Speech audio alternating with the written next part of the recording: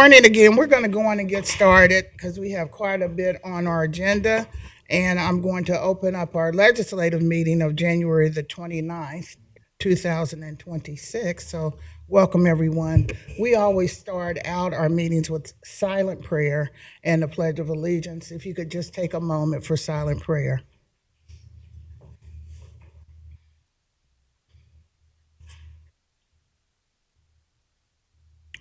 Amen. I pledge allegiance to the flag of the United States of America and to the republic for which it stands, one nation, under God, indivisible, with liberty and justice for all.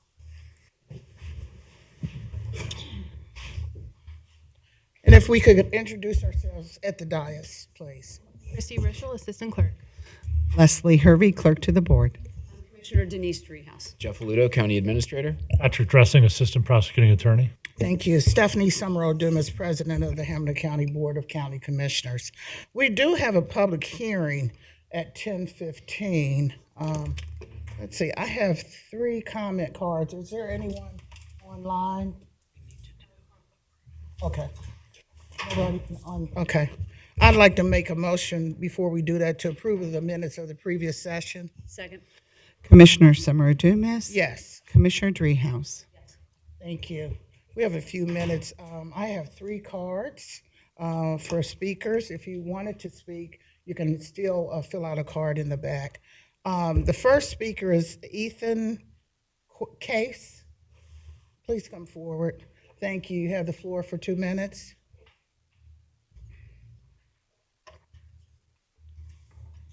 Hello, my name is Ethan Case. I live in Elmwood Place, and I, along with many others, have been affected by Synthica. I can smell this plant constantly where I live, and I'm afraid of it only getting worse. This plant was approved by the city, the St. Bernard City Council, but affects more than just its residents. There's reports from people in North Avondale and Carthage smelling this. It's also possible for the odor to travel several miles and affect the surrounding areas, including some parts of Northside, Clifton, Winton Place, Winton Hills, Paddock Hills, and Bond Hill. What can be done by Hamilton County to aid or assist the people that receive no representation in this action? Thank you so much for your comments. I would also suggest if you are able to print that out or email it, our clerk can put it on record what your statements were. Okay. All right. Okay. And we don't always answer the questions or comments, but we will look into it, and each commissioner will get a copy of your comments. Okay. That wasn't your 2 minutes. Did you want to say something else? Yeah, I do have another question as well. I have also been denied public records in person and via email. Will Hamilton County investigate St. Bernard to ensure that they followed all building and zoning codes, as well as confirming they've obtained all the necessary permits? Okay. And have you spoken to St. Bernard at all at their council meeting? Yes, ma'am. I have went to their city council meeting, and there were only 4 people that spoke there, none of which were St. Bernard residents. I spoke from Elmwood Place, another person from Elmwood, 1 person from Carthage, and 1 person from North Avondale. Okay. Well, thank you so much. We certainly can maybe get in touch with them also about your concerns. So thank you. Yes. Thank you. I appreciate it. Another suggestion. We've had similar requests in years past. The health department, through the air quality division, will do testing in that area. I don't know if they have done testing. This is the first I'm hearing of this from a constituent. So you might want to reach out to Hamilton County Public Health as well to make sure that you've got updated information from them. Mm-hmm. Thank you for all the information. Thank you. Thank you, sir. Brooke Winstead. Okay, come forward, please. Thank you for coming.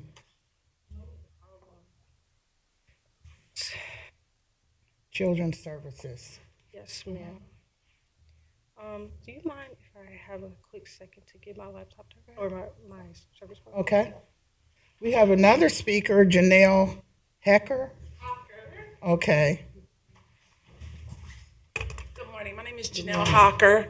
contractor with Hamilton County Jobs Family Services. I operate group homes and independent livings in the city of Cincinnati. Since I've been open for the past 15 years almost, I've serviced over 522 kids. These are our children. When our kids leave the group home, they go into transitional housing. It's important that this levy is passed so money is available that we could take care of our children. These are our children, our neighbors, and our children in independent living. Since I've been contracted with Hamilton County, 56% have graduated from high school. I know that number is low, but unfortunately, sometimes a lot of our kiddos deal with a lot of trauma that stops them from continuing on, and it's important that this pass so that we could provide the services for our kids. All right? Thank Any you questions? so much. All right. No questions. Thank you. Thank you for your work. Would you like to come forward now? Brooke, I apologize for that delay. speak in the mic. Good morning, commissioners. Nice to see you all. Thank you for allowing me the opportunity to speak today. My name is Brooke Winstead, and I am a former foster youth who had the chance to grow and learn while in the system of Hamilton County Jobs and Family Services. Although my journey was not as without its challenges, and the supports available to me were not as comprehensive as they are today, I wanted to emphasize how crucial these services are and how they were supporting my life. They helped shape me into who I am now, someone who is dedicated to serving our community, advocating for our youth and others while pursuing my dreams. I now have a bachelor's degree under my belt and a graduate degree on the horizon. And ultimately, I have just been given the chance to gradually grow into my independence, which may not happen for other youth, depending on how things turn out. So today, I proudly work as a youth navigator, connecting with young people who are transitioning into independent living. I help them navigate the complexities of education, employment, and housing instability, and sometimes moments of crisis. Often, I'm the one they turn to when they feel overwhelmed, and my advice comes, not just from policies, but from lived experiences, which is, something that cannot be bought and is deeply personal. So as you deliberate on the decisions regarding the levy funding that supports youth who turn 18 and older, I just kindly urge you to remember that foster youth are navigating a world that can often leave them feeling isolated and unsupported. At 18, many of these young adults face choices that no one should have to tackle alone. And often we don't have any other support. We don't have family. You can finish. Oh, okay, who we can turn to in times of crisis, where we need help, where we need a place to stay, and being able to provide them with supports for independent living, for places to live so they can actually thrive and go to work and pursue an education is just so vital. And it was very vital to me, and I would hate for other youth to not have to have that experience as well. So I just think that now is a pivotal moment where we have to choose to invest rather than withdraw. With all of the rising housing costs and shifts in legislative landscapes, we must acknowledge that the safety nets for youth are at risk. Unfortunately, there is a growing recognition of people like myself to come in this field and use our lived experience. So we need to build on this momentum and not diminish it. And investing in our youth isn't just about supporting them individually, but it's nurturing an entire community for them to come and make a difference in the lives of people around them. And I just want to thank you for considering this, for considering me and letting me use my voice. And I hope that we can continue to make a difference in those youth lives. Thank you. Thank you so much. I feel your passion, and congratulations on all your successes. Thank you so much. So we have one to do. Okay. Tricia Mullins, you have the floor for 2 minutes. Thank you. Good morning. I'm Tricia Mullins. I'm the Chief Operations and Impact Officer with New Path Child and Family Solutions, which is a local agency that services the youth that we're talking about today with this levy. And, I spent the morning thinking about what is the message that we wanted to share. And, really the time now is the need. The referrals continue to grow. and the intensity of the kids that we're seeing in both the residential placement as well as this transitional youth and independent living continues to intensify. And so when we look at our society as a whole and we see that as people, we're really looking at the young adults and the young children that we're trying to service through these programs. And I had this kind of epiphany. I remember my own child at one point thinking it takes a village truly to raise kids. But then I think about all of the referrals, upward to 5 to 6 referrals between residential, independent living, foster care every single day that are in my inbox. And I see the amount of agencies and the amount of people wrapping around youth to really get them placed. And that's the village, right? Like we have to be the village for these kids because they have no one else. And so when I think about those numbers continuing to grow, I mean, that's upward of 2,000 kids per year just coming through my inbox that need a placement. And so the funding is probably more critical today than it ever has been. These services really cannot take a hit. And we have to continue to show up and be the village for them as we move forward. So thank you for hearing us. Thank you for coming. Thank you for your comments. We have a public hearing. We're almost on time. Public hearing for the proposed vacations of Buffalo Lane and El Marie Drive in Columbia Township. Who's here to represent? All right, come forward, please. Thank you. Good morning, Commissioners. Morning. My name is Jim Hetzel. I'm here representing Eric Beck in the engineer's office on this proposed vacation of Buffalo Lane, El Marie Drive. There are 2 township roads in Columbia Township. It was petitioned by the Seven Hills School back in October of last year, and the utilities have worked out their issues with Seven Hills. Everything's been addressed, any concerns our office had, and the engineer's office finds the survey plat and that to be acceptable, and we'd like to go ahead and I'd also like to note the township passed a resolution in August of last year accepting and wanting this vacation to take place. So with that.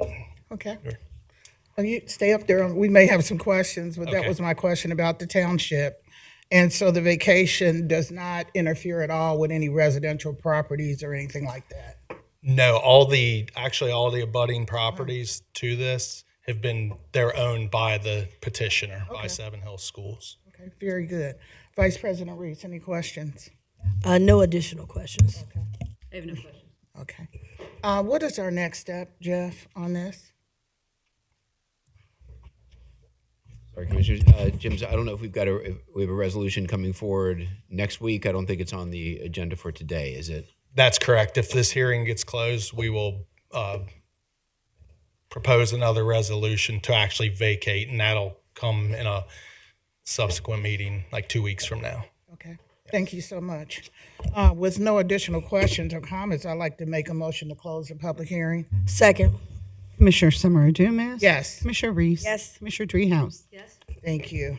Thank you so much. Thank you.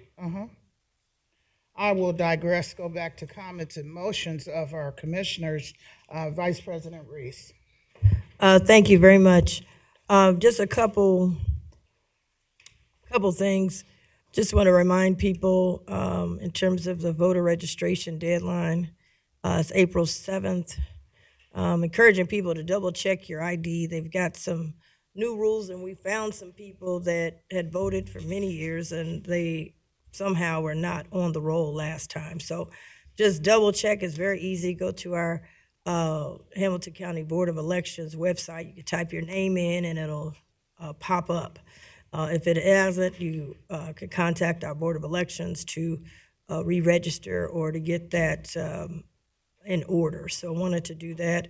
There will be a primary election, and that will be on May 5th.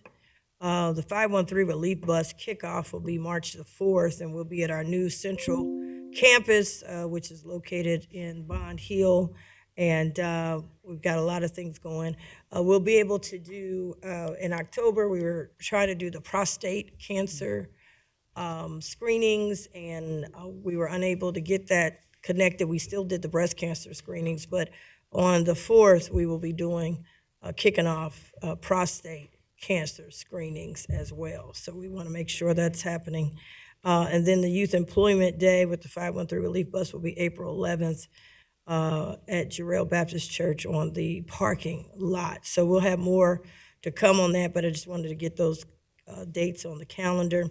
The other thing I wanted to bring up is I will be asking the administrator. We've had a lot of changes, and we've had some growing as well. I'd like to get the organizational chart of under the board and what are the salaries. I'd like to get want to be able to, there's been some new things that we've done, but I would like to get the most current organizational chart of all under the board and what are the salaries.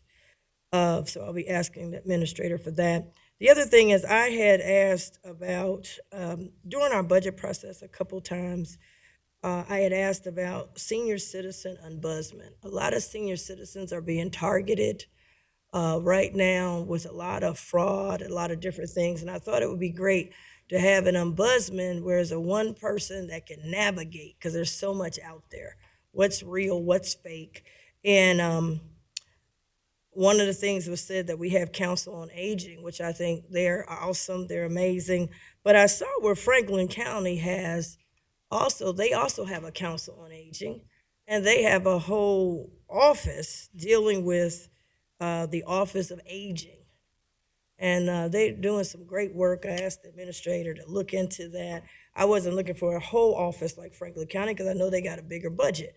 But an ombudsman, that would be a person that can be contacted to navigate, because our office gets a lot of calls about just different issues with senior citizens, and it's very difficult to navigate what's real, what's fake, and those kind of things. And we have a good senior citizen day, but I really like some of the work that they're doing with Franklin County, where they're really stepping up, and then they also have a Council on Aging as well. So I asked the administrator to look into that, and I wanted my colleagues to know about that, and looking forward to getting that information.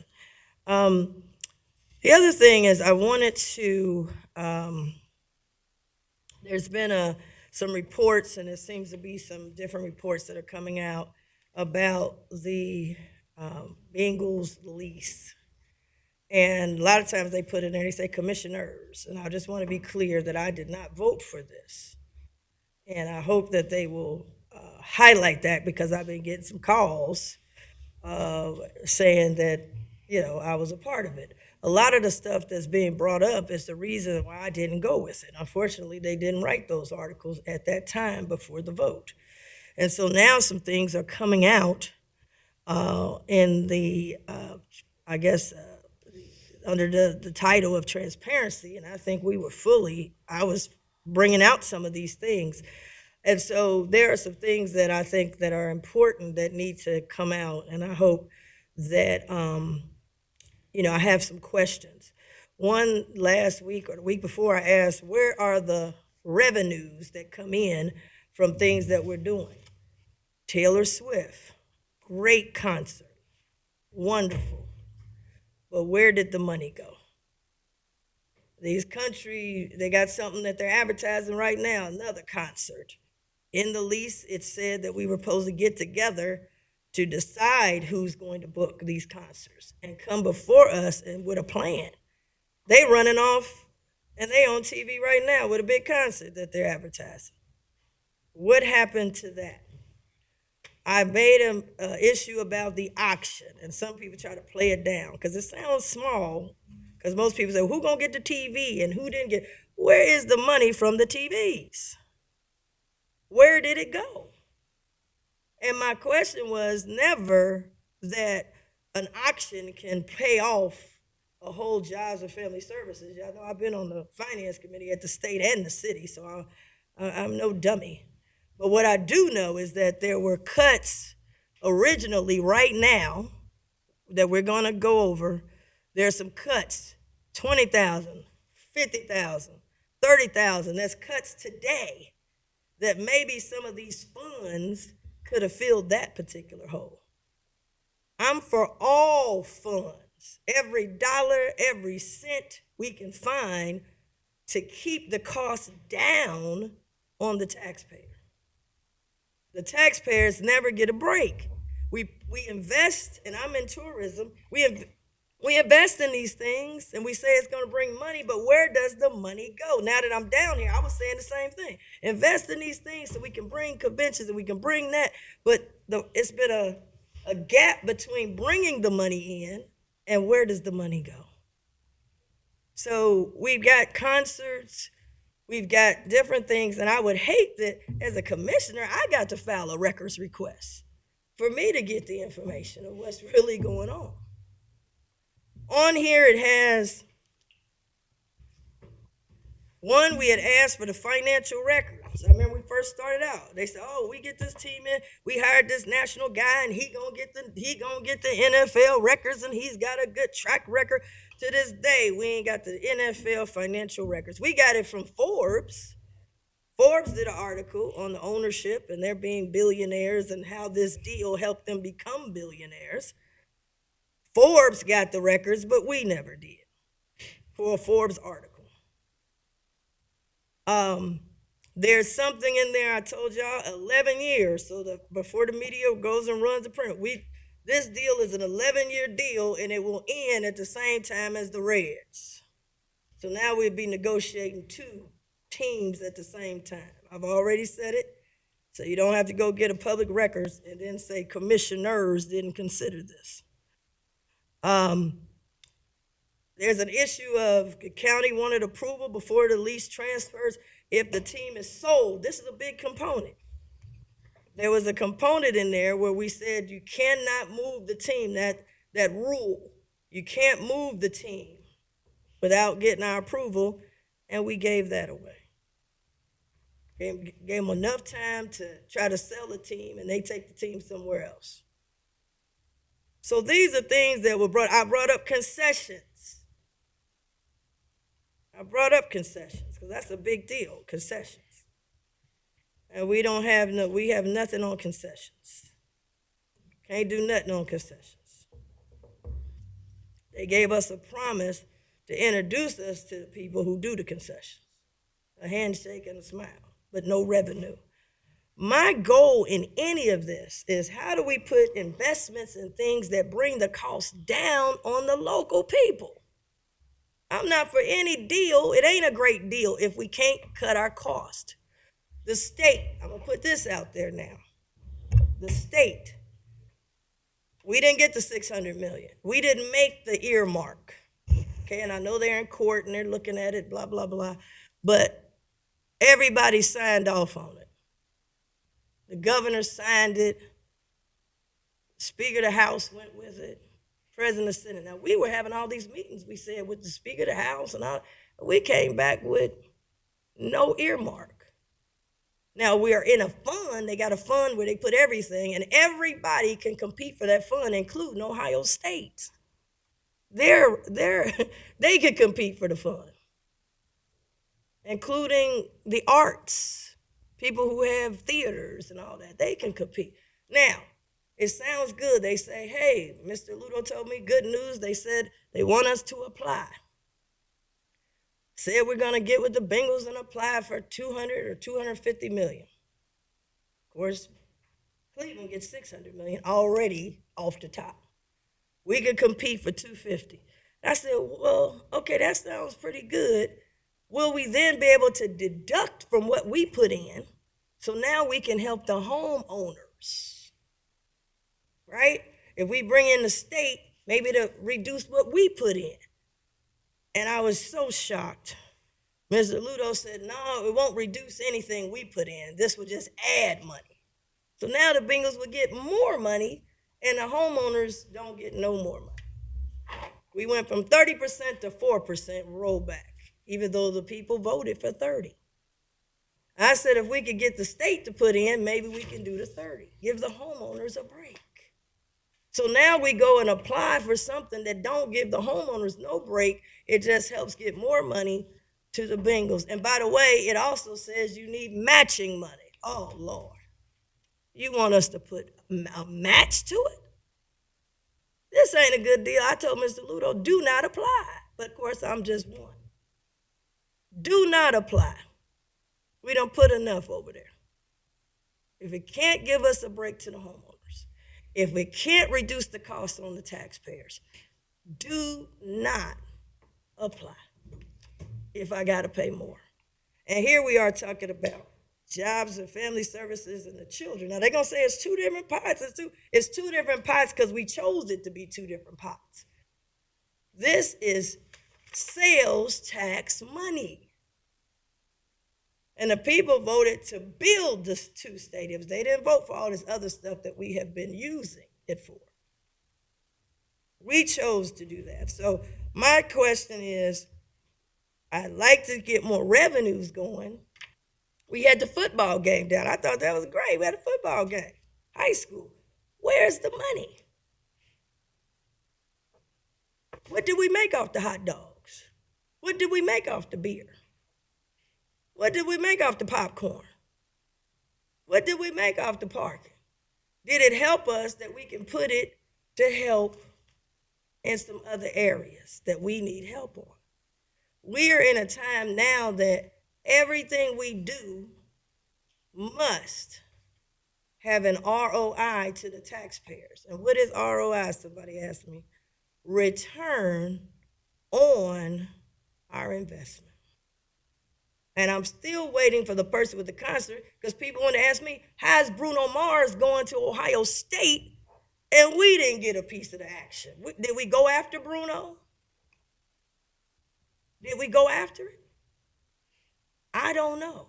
So we've given up control, we've given up money, and we don't have a good handle on some of the things. But we never got these financial records. We gave away the fact that they got to stay here. We said we did the deal to keep them here. We only kept them 11 years, gave them enough time to shop it and sell it, and if they sell it, the people don't have to stay here. We gave them 11 years, and now the Reds is coming.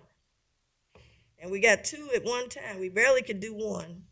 And there's more, I'm sure, will be coming out because this is a complicated deal. And the homeowners got less. You went from 30%, potentially, at least I could fight for 30, to now you're down to 4%, and people just got their bills in the mail that your property taxes due. So those are the things that I wanted to bring out, and I wanted to say that some of these questions that are in the paper have been asked, and they were asked during this process. So I would hope to get something. I think Mr. Ludo's working on it, but we need to know where is the revenue and how has this revenue helped reduce the costs on the local taxpayers. We want to take other people's money, bring it in, and then reduce your costs. And to this day, we have not reduced any costs, and that's the part that I want us to work on. Thank you very much. Thank you. Mr. Ludo, did you want to answer any of the questions that were presented to you? Commissioners, I wrote some of them down. I'm happy to get back with more detail on some of these. See if there's anything that right out of the gate.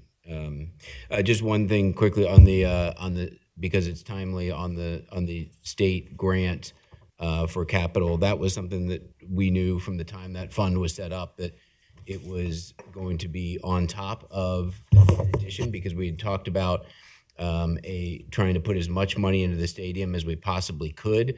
The county was putting in 350, the team was putting in 120, and we had counted on additional money from the state. So we are going to be applying for between $200 and $250 million. That will be additional to build out the full vision of the stadium renovation. The match that the state is asking for is the money we've already put in. So it's not as if the match is an additional on top of that. So I just wanted to make that clear, Commissioner. Commissioner, I'm glad, President, I'm glad that you cleared it up because when I asked you in office, you said, we're hoping that they will allow us what we put in. That's the only reason match, I mean, I never brought up the match. How did I find out about the match?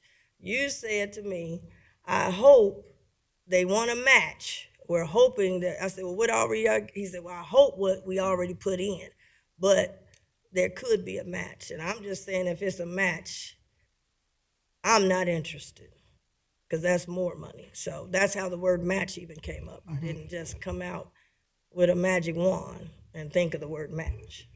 this is how. That's the reason I asked him. You did, Commissioner. I'm just saying that we said the state would put in up to 25% of the cost of the overall project. The additional amount is the amount that we put in. That's the way it was framed. Okay, thank you. Commissioner Dreehouse. Thank you.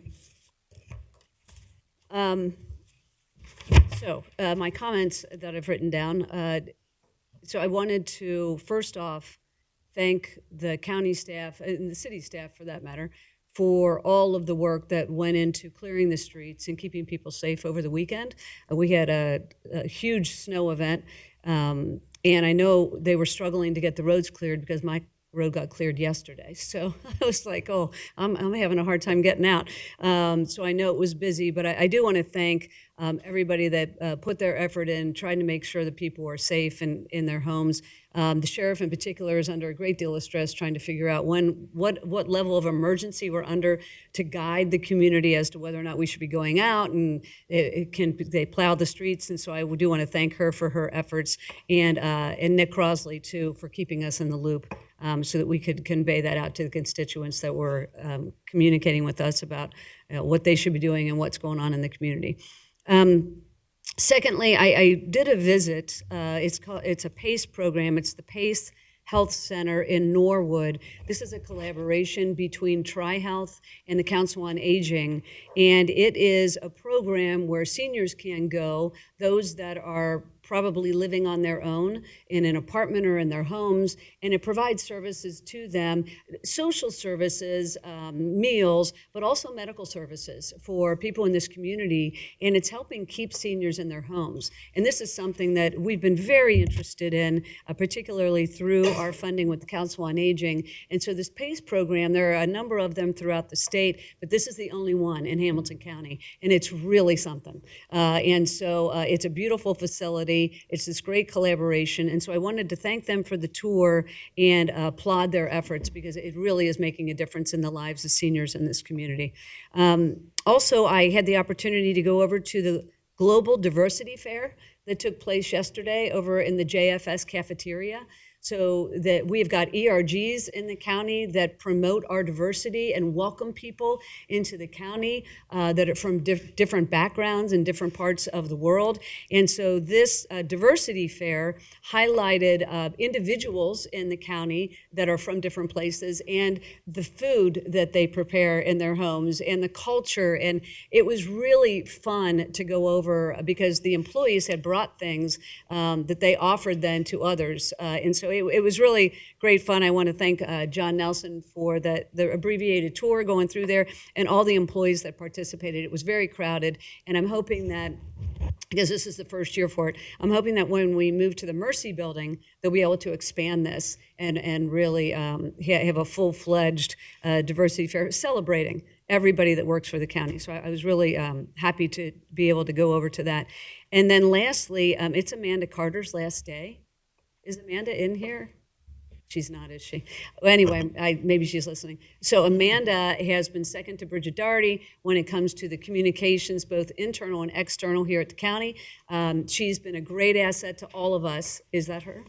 It is. There's Amanda. And so I popped in and I said, is it today or is it tomorrow? And she said, it's today. So her last day is today. She's going to the public defender's office. And so they will benefit from your knowledge and your expertise that you've gained here under the tutelage of Bridget Doherty. But they're a good group of people. So I'm glad you're going there. But I just did want to thank you for your service to the county. It's been really important to have someone projecting out some of what we're doing and helping organize some of these events where we're talking to the public about things that the county commission is doing. So thank you so much for your service to the county. Thank you so much. And I also want to thank you, Amanda, for your service and your patience with all of us. So I wish you well. I have a few things. We have a special guest here this morning, Chris McNutt. He's here with Alice. Would you like to bring him up? As you know, once a month, we highlight the Inspire Initiative. The Inspire Initiative, which started in 23, correct? Yeah. It seems like yesterday. And we've assisted more than 36,000 young people. And what's more important than the young people are the old people, the ones who mentor these young people, and they do it for nothing. They do it because they love it. They spend time and they have an impact on young people like never before. And so I wanted to encourage those adults that were out in the community that were doing it for nothing, that just give you a little token of our appreciation and a little bit that can help you move forward in your program. So I'll let you open it up and say what the program is. Good morning, commissioners and everyone. Today we have Lord's Gym, the focus program that benefited from Inspire. Like a little bit. Sorry, that benefited from the Inspire funding, but I will let Mr. McNutt tell you more about it. We also have Danny Gomez with us today, who's also with them, but I'll let them go ahead and tell you. Okay. All right. Good morning, Commissioners Dumas, Reese, and Driehaus. Thank you for the opportunity to speak with you today. I'm truly grateful for the many years you've dedicated to improving the quality of life for Cincinnati families. My name is Chris McNutt, and I serve as a youth athletics manager at Lord's Gym Ministries. It's a nonprofit in East Price Hill. In January of 2024, we launched a Say Soccer program as a community district with support from the FCC Foundation's West End Pride. That spring, during the very first season as a probationary district, we were selected as recipients of the Hamilton County Youth Inspire Grant. The Inspire Grant made an immediate and lasting impact. While our first season was successful, we faced real challenges providing equipment and uniforms on a limited budget. The Inspire Grant provided funds to meet those needs in a practical way. We still benefit from that equipment today in both our Say and after-school programming. Since receiving the grant, our youth athletic programming has continued to grow, especially among girls. In January of 2025, we were voted into Say East as an official district and had over 100 kids participating in Say Soccer. I'm excited to share that this winter we launched a developmental basketball league for second and third grade girls in partnership with the Price Hill Rec Center. We're also seeing strong measurable outcomes. In 2025, Hello Insight highlighted Lord's Gym because our SEL results exceeded the national benchmark. 85% of kids showed meaningful growth in at least one essential capacity. Grants like Youth Inspire help remove barriers that often prevent kids from participating in organized sports. So families face many hidden costs along with a basic registration fee. These could be gate fees or attendance fees or admission fees, transportation costs, as well as player equipment. And so we work hard to keep programs affordable. Our current soccer season costs, we charge $50 per player, and winter basketball is $35 with scholarships available as needed. Something that makes Lord's Gym unique is that we're not tied to a specific school. So our heart is to serve Price Hill families across CPS and charter schools. We're also a faith-based nonprofit. During our activities, we include a small devotion and prayer because we want to share the hope that's transformed our lives, and that is found in Jesus Christ. We want every child to feel welcomed, respected, and like they belong. This year, we also began offering optional after-school sports training at Euler, Roberts Academy, and Idea Price Hill for second and third grade students.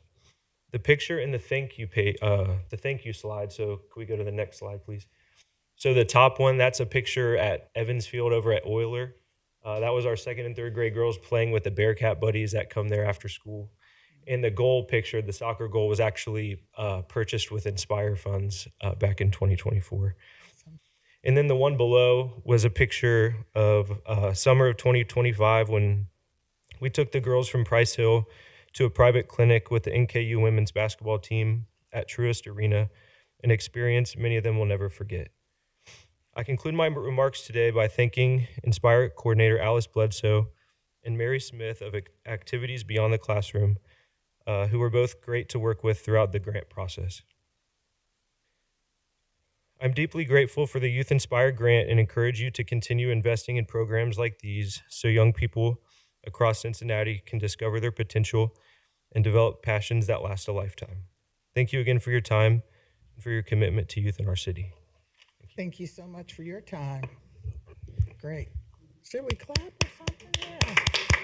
Stay here because we're gonna take a picture with you, and I'm glad to say that my colleagues have looked at continuing the program. So this is our third round, and so we'll be continuing, as you see, for this year. So I'll open it up, Vice President Reese.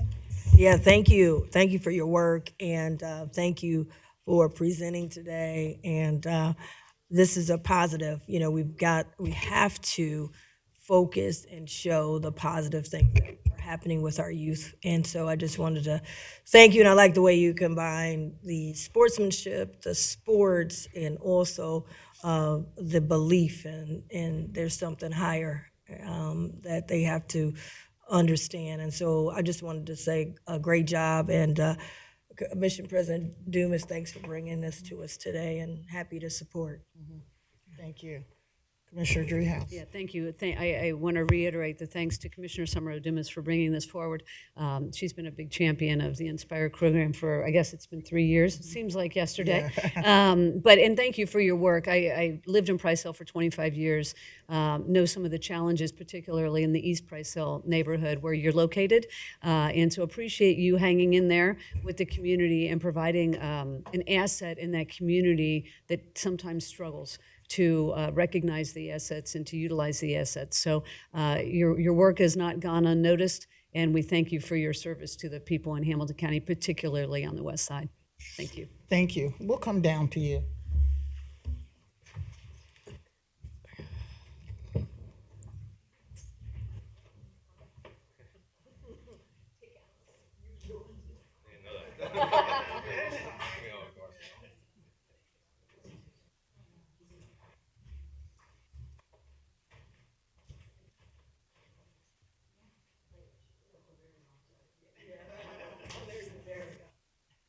Better. Thank you so much. Cheers.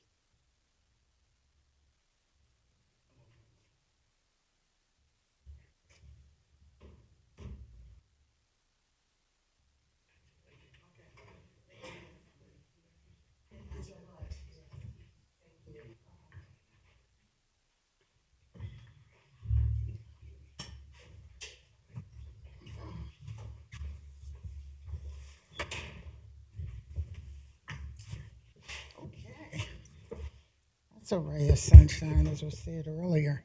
I have a few activities that I'd like to let you know about. I attended the Family Children First Committee, and they meet quarterly, talking a lot about the services that we're providing our young people in the community. I'm really happy to be on that committee. And then I met with Raquel Howard-Smith of the YWCA, just a general discussion and looking at the JFS levy and where we might go with that. And I had another meeting later on this week with Chelsea Clark, who is the council person in Forest Park, came out and discussed a few things. And then we also had a meeting with the Hamilton County Land Reutilization Board, which looks at properties and obtaining properties, developing properties, and they are on the move, doing lots of things. So it was an encouraging meeting. And then I met with Trina Jackson just yesterday of Reentry. And just to let my colleagues know, she's interested in starting a new board for Reentry, more of an advisory board. So I will be getting with Mr. Bill and also Jeff Aludo to talk about how do we establish a new board. And she'll be looking, she really has the idea of lived experiences where she's having a gap. So if you have a lived experience, you've been incarcerated before and you're out, and if you're doing well or not, we're gonna put that application online and everyone can fill out. It'll be about 7 people on the board. So I'll find out exactly how we do it and how the commissioners have to agree on that for that to happen.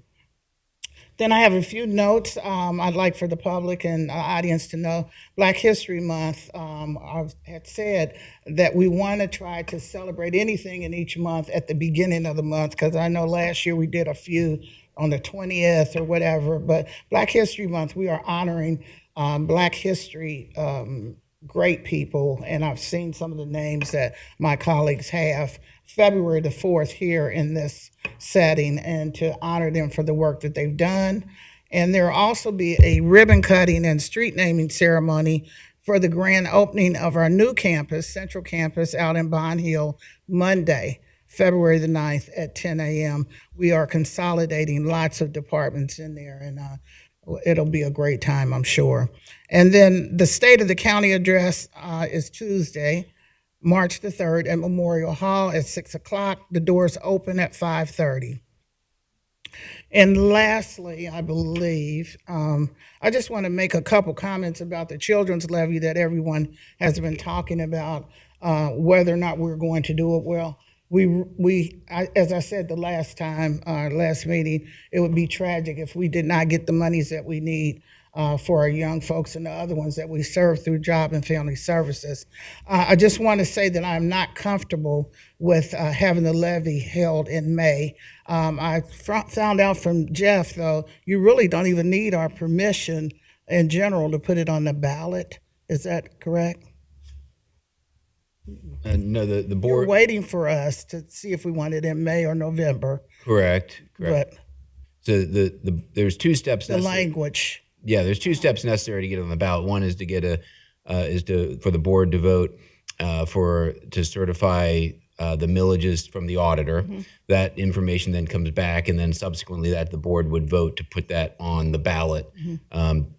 Which, if the board wanted to, as the board heard at the last meeting, if the board wanted to do that on the May ballot, the deadline for voting on that would be Tuesday. There's obviously a subsequent time window that would open up if the goal was to place it on the November ballot, but it does require a vote of the board in order to do that. I knew it required a vote of the board, but the language and everything, we don't really have anything to do with that. We do have to agree with the millage, though, that we're going to approve. But I've worked on many levies in my political career, and in Forest Park, we had public safety levies, we had senior levies, we had children's levies, and I worked on all of them. All of them have passed. And really what don't contribute it to me, but what I'm saying is in order for a levy to pass, we have to do our due diligence to let the public know what this levy is about. Why do we need it? How much are we asking for? What would happen if we don't pass the levy? And therefore, I don't think that we have done our due diligence to educate the public about this levy. They're already struggling, as we all know. We are all struggling to get food and pay our bills and all of that, and then we introduce a levy possibly in May if my colleagues want to do that. As I said, I'm not in agreement with that. I also think I'd like to request from my colleagues, I want to have 4 town hall meetings, and that's assuming that we're going to put this on the ballot in November, and have 4 town hall meetings by no later than July, 2 evenings and 2 daytime meetings to allow the public. It's not a hearing, it's a town hall for people to come in and give their opinion of the levy, give any suggestions, any comments, and I think we need to hear from them before we put this on the ballot for discussion. And that would be all that I have for today. I'm going to move on to our Jeff Aludo, our County Administrator for Ordinances and Bylaws. Thank you, Commissioners. I don't have any comments specifically today. I do have a few by-leave items that are in your packet as by-leaves 1, 2, and 3. The first of these is a resolution authorizing the administrator to enter into an agreement with St. Vincent de Paul Charitable Pharmacy for $84,000. This, Commissioners, as you are aware, was initially scheduled for board action last week. It was pulled because there was a numbers issue in the agreement. This relates to the nonprofit community development block grant funding. We passed 7 of those last week. This was the 8th that got held off of the agenda. The board, I believe, heard a summary of all of these grants back in October of 25. So if there are any questions, happy to answer. Other than that, I would recommend approval. Thank you. Are there any questions? I, leave one? by leave one, no. Okay. I'd like to make a motion to adopt by leave one. Second, Commissioner Summer Dumas. Yes, Commissioner Reese. yes. Commissioner Dreehouse. Yes. thank you. Thank you, Commissioners. As by leave number 2 relates to an appointment, Commissioner, I'm happy to take it or happy to defer to you as President of the Board if you'd like to take that one. I can take that one. It's a resolution appointing a member to the Storm Drainage Variance and Appeals Board, Eunice Whittick. Is she here? Sometimes they come. Any comments? No.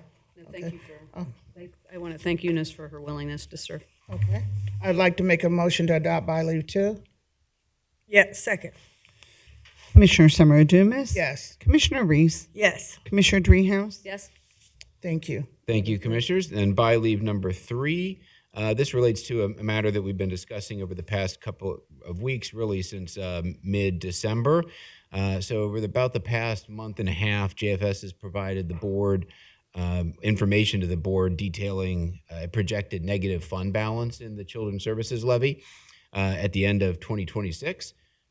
So recognizing that a negative fund balance is certainly not sustainable, JFS recommended approximately $35 million in transfers and reductions in spending to shore up the fund and ensure that enough money is available to fund mandated treatment and housing services for children who are coming into the county's care.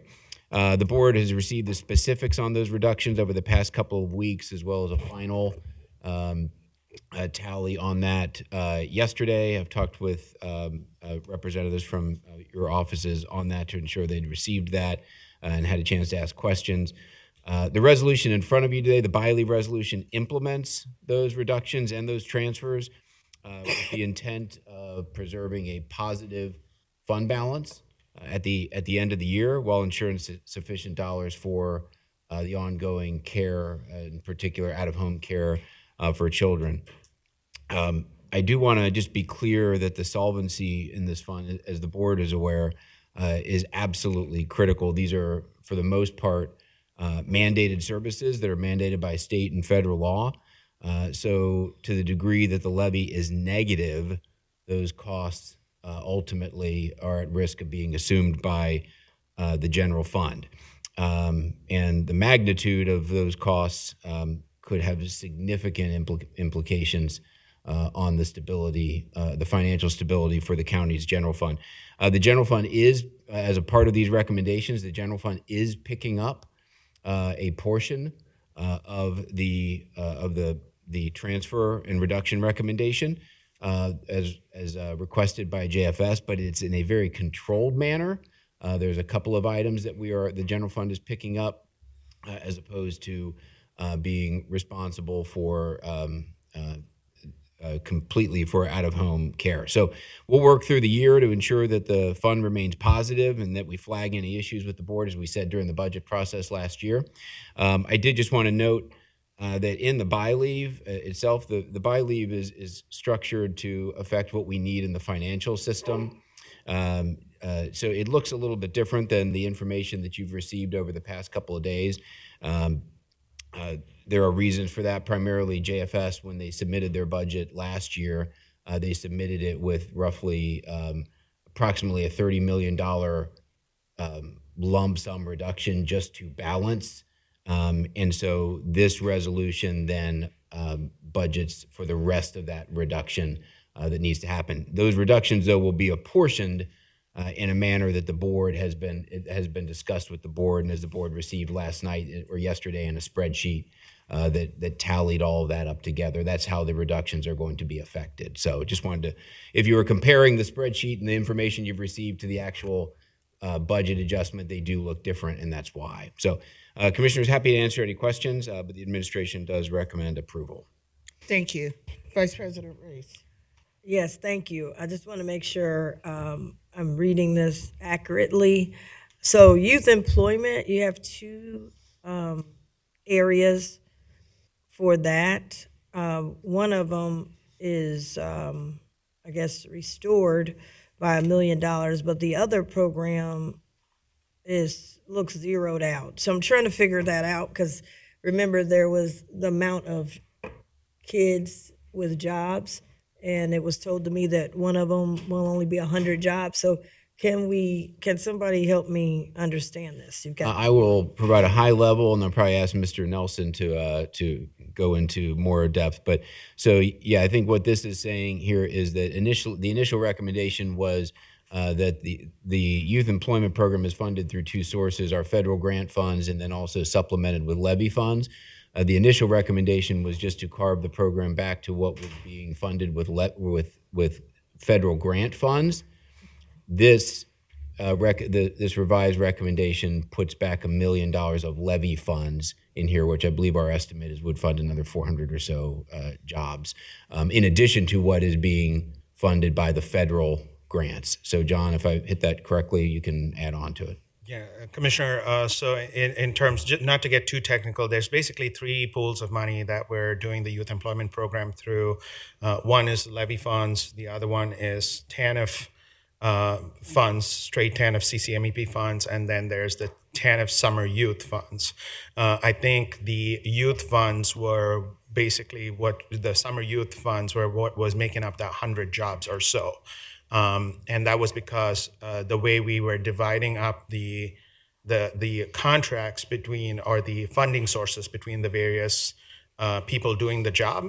But there will be a total of over at least $7 million available to do youth employment, in addition to that, including that $1 million in levy funds as well. So, Okay, yeah, I'm trying to get a really good understanding, because like you said, on here, the current spend $4.9 million. correct. And then it says reduce levy funding by $3.9 million. Is that 4.9 minus 3.9? Is that, am I reading that right? That is, yes, ma'am, and that's only the levy. So in addition to that, if you look at the last column there, it says TANF Youth Employment Program, 4.9 million. So you add the 1.1 million plus the 4.9 million, and that gets you up to 5.9 million. In addition to that, we also have CCMEP VOA funds as well that's available for youth employment as well. Okay, so I must be reading this wrong. It has current levy spending 4.9, right? And then reduced, so we would subtract, right? Yes. 3.9. Yes, ma'am. Okay, and then that means we only got $1 million. So I'm trying to figure that out. Yes. How did we get to 7? So that $1 million will be in levy funds. And we've got federal funds, which are about 4.9 million. So that 4.9 plus the 1 million, that gets us to about close to 5.9 million, which is about 6 million. Then we've got another pot of money called CCMEP VOA, and those come into play as well. And that's not on the spreadsheet. So those are additional youth employment dollars that are available. And then there is about 200 to 400,000 that gets determined year by year by the federal government. So that's an additional maybe $200,000 to $400,000 that will become available in the summer as well for summer youth employment. So again, these are not hard numbers, because sometimes we get those numbers later in the year as the federal government lets us know how much money is available. But where I'm standing right now, I can look and at least estimate, including the levy dollars, that we'll have close to $7 million to be able to spend towards youth employment. Okay, I think what would be helpful for me is how much are we having, and not depending on Washington, unless Washington has cashed apped us and put it in the bank. Because I don't want to come back and they say, oh, Washington, they woke up tonight and decided they're not doing it.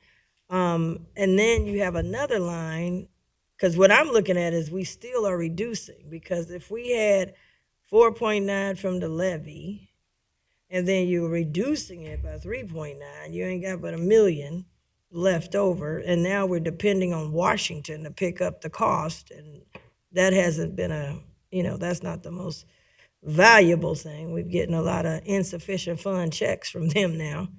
And then you go to another youth program, 2.5 million, and you're reducing that by 2.5 million, and it's $0. And I'll be honest with you, I said this, and I have said this to Mr. Aludo, and I want my colleagues to know. when we're dealing with less money, when the county does something, as a county initiative, it should be all county on deck. And what I have seen from different departments is that we're working with other entities and we got less money. I just saw a big flyer. We're cutting the amount of jobs that we got available. And now we're at another entity's youth job fair. And we claim we don't have that many jobs. And then when it's time for the county to do our job fair, everybody's busy, nobody can make it, and then all of a sudden we say we ain't got no jobs. We go to the Ohio Means Jobs and we claim we ain't got no jobs. We go and do something over there, and then they say I misunderstood. But what I don't want to happen, and we had it happen last year, Harbor and Talbot House, and when it got time for the county's youth employment, which was very successful the first time.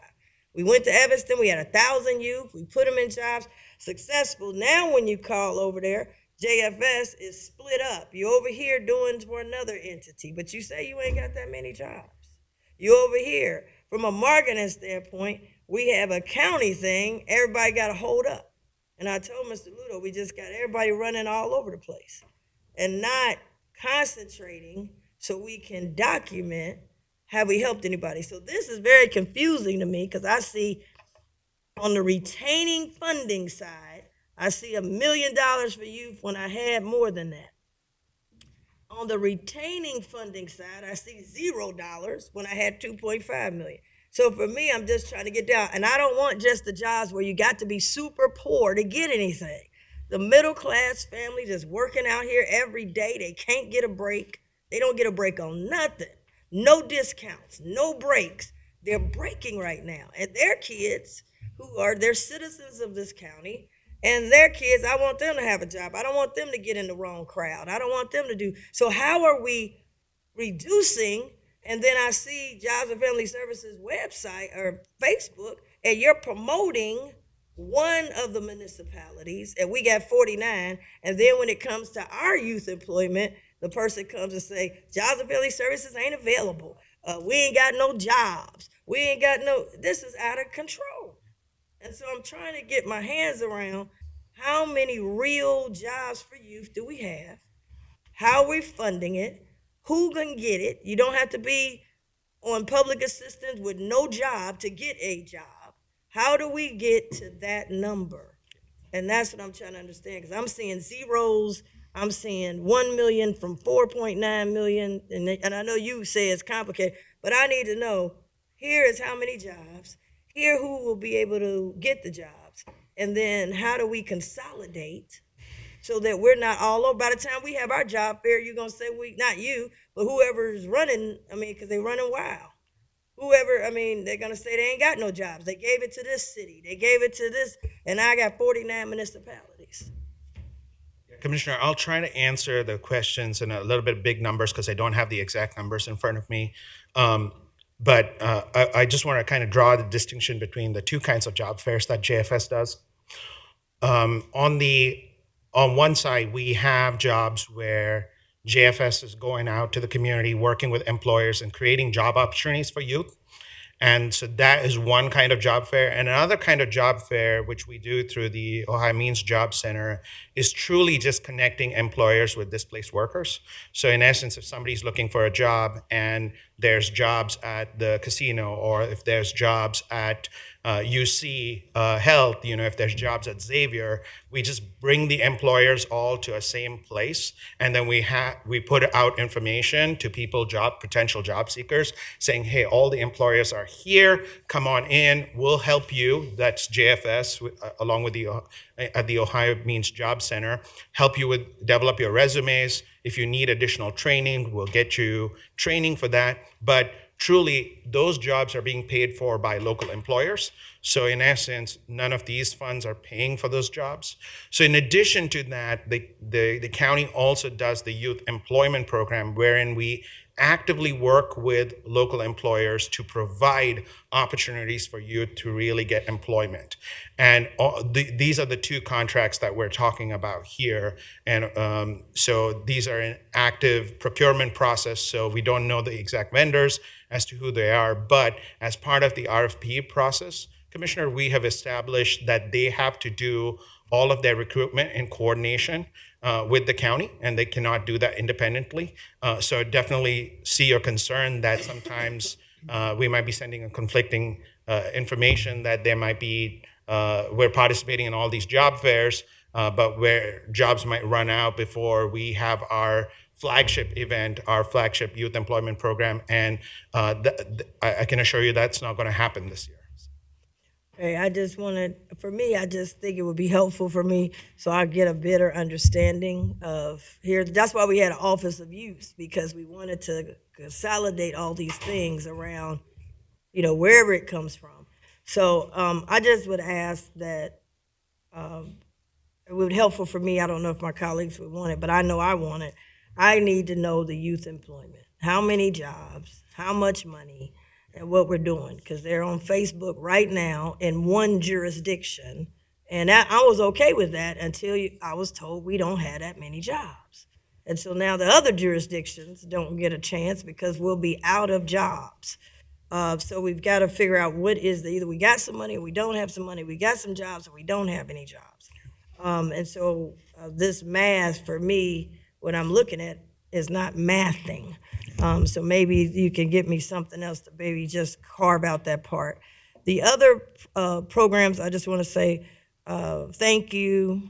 And the administration went back working with these organizations, Women Helping Women and Divert. I understand there's agreement there. YWCA agreement there. Inspired has been restored, which we just saw one of the people come in. It's a good program, so I'm glad we're able to hold those components. So I'm willing to support that, but this employment thing is very confusing, and I want to make sure we're on the same page, and I want to make sure what you're saying is what the people working under you are implementing. And I think that's very important. So with that, I will support it. I know there's a larger issue as we look at the larger component, which has nothing to do with this. I think people need to understand we got a right now problem, and our board has implemented some funding to stop the bleeding and to move forward. Then we've got a problem that could exacerbate, and I have said all the time, we still have to answer the question, how do we stop the bleeding? And if we don't do that, I don't care what is put on the ballot, is going to continue to be balloon cost, because we haven't shown how we stop going from $100 million in 2024 in reserve to now broke in 2025, and now we had to do this stopgap. But I want to thank you and your team for working with the different groups and hearing them out, and I want to thank the different groups for working together to try to at least put a Band-Aid to keep things going and not interrupt services as we move forward. So thank you. I will support this. Thank you. Commissioner Dreehouse. Thank you. I want to speak to the buy-leave and to the broader issue. From my vantage point, we've got two right now problems. We've got these reductions that need to take place, and we also have, and we've been told over and over again, we've got a challenge here. We've got a problem with the Children's Services Levy. And I want to back up a little bit and to remind people, because I think, we've had a lot of conversation recently, but this was brought to our attention back in April of last year by the Tax Levy Review Committee. They came in and testified to this and said, we have extremely high costs of care. They're heading straight up, and we're going to have a problem in this levy because we can't afford it with the funding that's coming in. And so we knew in April that we were going to have a challenge in front of us, and they have talked to us since. JFS has been coming in full bore the last month to make sure we understand the issue and the budgeting related to it, and the administration. And there have been many one-on-one conversations with the administrator in particular about what we're facing here, not only in the short term, but also in the short term. I mean, we got 2 short terms.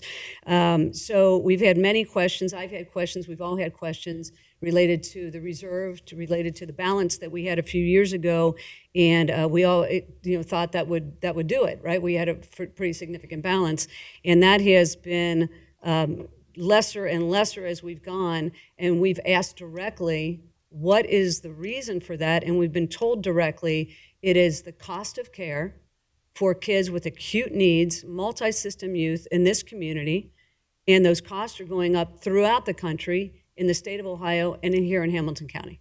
And we're trying to keep up with those costs. And we have an increase in the number of kids coming into the system, and those kids have these acute needs. And so that, and amongst other things, but those are the primary drivers of the increase in spend from JFS to try to keep these kids safe in our community. And so we have learned this through the process. We have also learned that we've got an urgent need to stabilize the fund. I mean, here we are, we're cutting funds from JFS right now. So we're trying to stabilize, but we've got a long-term issue here. And never mind some of the things that we've talked about, very important programs, but we've got programs that we are mandated to provide. We don't have a choice, and they are to keep kids safe in our community. And so we've got an urgent need to stabilize this fund. And I think that's why I've had quite a bit of anxiety about the nature of what we're doing and the timing of what we're doing. And so we've learned that the levy is underwater. I mean, here we have a BYLEV that is making significant cuts, about $35 million. Some of it's being absorbed in the general fund, some of it's being absorbed into other levies. But these are important programs, and we've just heard from Inspire. That's one of them. We just heard about youth employment. That's one of them. We heard about domestic violence and education in the DIVERT program. That's one of them. And so we heard from a young person that talked about how impacted she was by the program that we have in place to help kids that are aging out of JFS, who are 18 years old and being turned out into the community, and how we have stepped up and said, we need to provide some stability and some resources for these young people so they don't find themselves on the street. That, to me, is very compelling. We're talking about kinship stipends, something that we started here in Hamilton County. We were the first out in the state of Ohio to provide these stipends to relatives that are willing to take these kids but don't always have the financial resources to do it. We are trying to match that like we do with foster families. And it makes all the sense in the world, and it's better for the kids. And so we're talking about reducing kinship stipends. We're talking about a hiring slowdown. We have tried really hard in this county to increase hiring to match the caseloads so that people don't leave JFS. And they were leaving. In 12 months' time, we were losing people because of the stress of the high caseloads. And so we have tried really hard, and we have succeeded to an extent. We're still not where the standard is, but we're a hell of a lot closer than we used to be.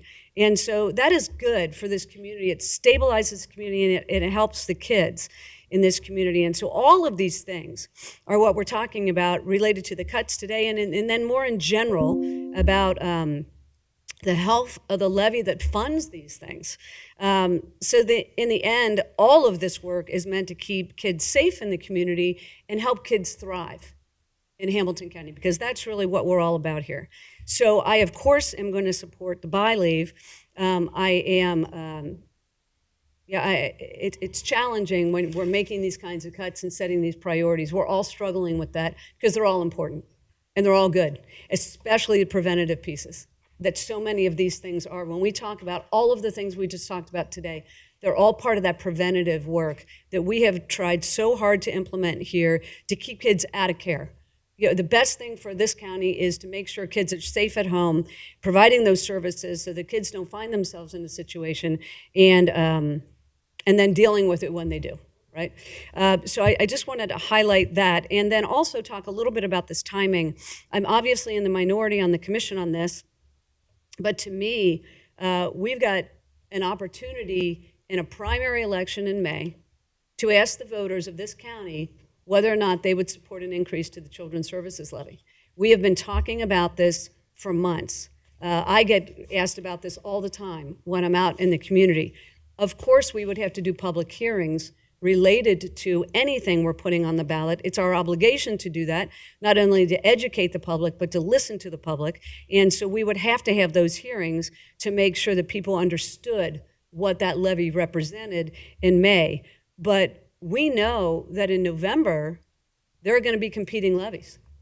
We've already been told this, that Cincinnati Public's thinking about a levy. The city of Cincinnati's thinking about levy. We've got a ballot initiative that might be on the November ballot to get rid of all property taxes. This levy is entirely funded by property taxes. That's a challenge. That is a political challenge that we will face in November. And so if we were to go in May, it provides avoidance of all of that, but also some stability, because the other thing we're thinking about here, we should be thinking about, is the budget, is the Children's Services budget. And the sooner that we know what resources we have available to keep kids safe in this community, the better for the organization and for the community itself. And so from my vantage point, the May primary makes all the sense in the world. So we can provide that stability sooner than a November issue. The other thing that's, I think the most obvious is that if we go in May, remember that if this levy doesn't pass, the money goes away. We don't go back to where we started. The money goes away. These are mandated services and all of these other prevention things that we would like to fund. It is part of our priority, and that money goes away. And so two things. The mandated stuff has to go into the general fund. And now we've got an instability in the general fund. We just talked about our challenging budget for months last year. It's not like we're flush with cash. And so to take this, it's a gamble. To put this at risk like this is, and not go in May with a level that we think is reasonable and ask the constituents whether or not they agree to that. And if they don't agree, we've got another opportunity in November to reconfigure that. We are losing that opportunity by not going in May and waiting until November. We are saying it's one shot, which makes me very nervous. Now, I think that people in this community, as they are brought up to speed on the needs of kids in this community, I do believe they will vote for a levy, but I think this is an unnecessary risk that we are taking by not taking the opportunity to put this on in May. And so, as I said, I'm in the minority on this.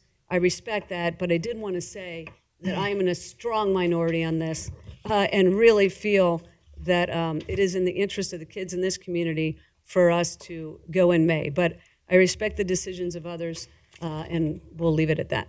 Thank you. Thank you. Just a couple words.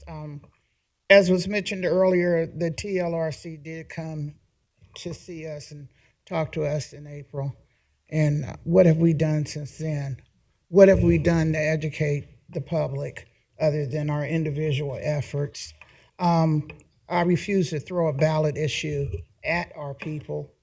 We're making cuts today in BILEV 3 because we're trying to stabilize some things so Job and Family Services can do what they need to do. And that's the purpose of BILEV 3. And I wanted to make it clear that we have enough money with the cuts right now to make it through 26. The strategy we used years ago, we can't use the same strategies. Times are different. People are different. People are not financially stable. Some of them have never gotten over even COVID. When we talk about children, it's usually no problem to pass a children's levy. I don't know about now. But I trust the people more than maybe some other people that we put it on May. If it fails, we go in November. I think that if I trust in the people of Hamilton County, and if we get the word out and we educate the people, knowledge comes with understanding. And if we decided to do something in May, then we have to rush and do the public hearings, and we have to educate and who heard about it. And we have enough right now to do what we need to do. And I trust that in November that the word will be out, the message will be out. We will hear from our people, and they will let us know what they want to do. And if they choose not to pass a levy, so be it. It means that I've worked with children for over 50 years. That's my focus. And I know the children need what they have, their services. But we're asking our people to care, to understand, to give the money necessary for children to be able to have what they need. And I'm thinking that we'll do a good enough job to educate and let people know the urgency of passing the levy. And I think we have a better chance, of doing it in November rather than taking a chance in May and trying without doing our due diligence. And I can hear people saying, I can't even feed my own children. I care about children. I can't even do the medical for them. I care about other children, but I care about mine. So I'm trying to get to the point where we can have them care about ours, and they always have. But like I said, times have changed, and they have to really understand the importance and the urgency of it. This buy leave shows we are not able to do it by ourselves. We have to get from general fund. We have to reduce services. This is not what we want to do. And we want to spread that word and give a clear message that we cannot last long like this. But I think the people deserve more education. So I'm going to call the... I'm sorry, I had a comment because we went further on this. I want to get back on the broader issue. I think that one of my concerns is what was just said earlier. People are facing, you just said earlier, maybe the public schools may go up. The city of Cincinnati is trying to go up on income tax. All this going up, going up, going up. And I don't think that's the reason to try to run real quick. Let's get ours first. Because to the taxpayer is one major bill.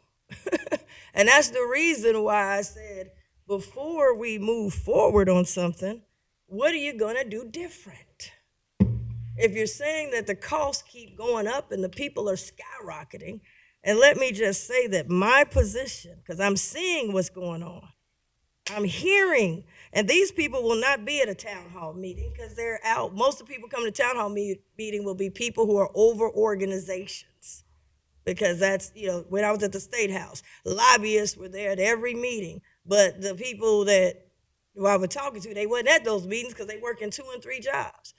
I was in the elevator with a senior citizen woman one day on the property tax when they first went up, who was crying.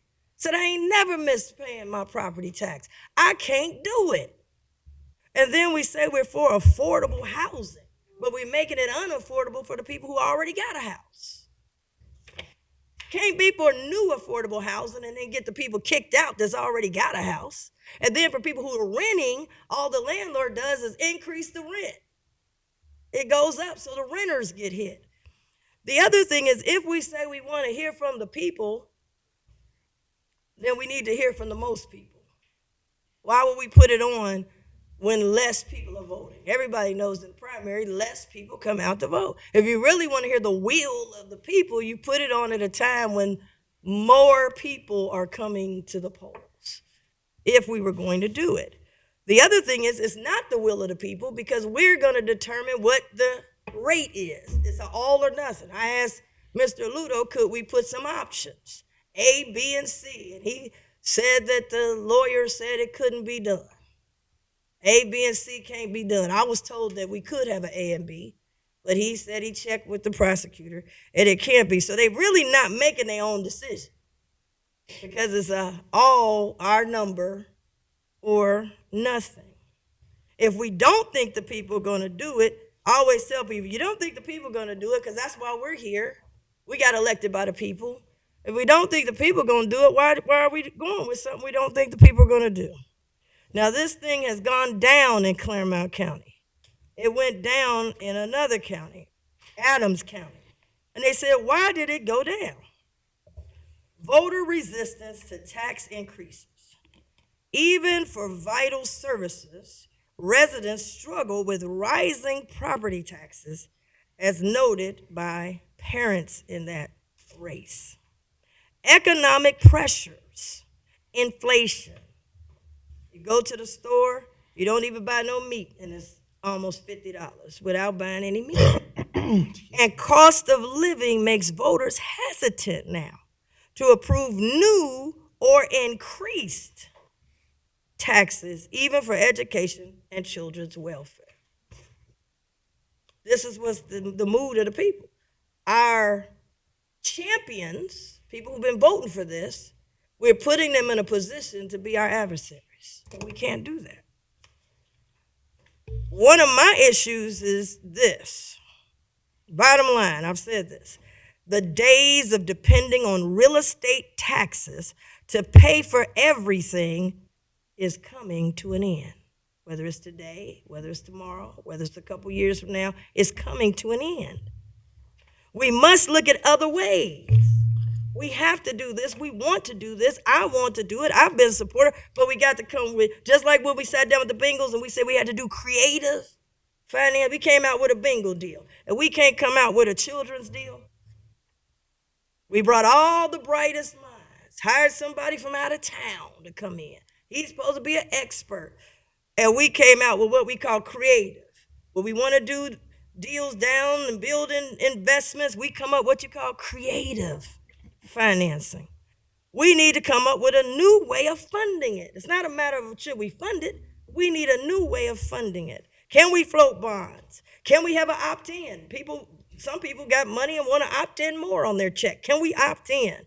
Foundations, is there more we can get out of foundations?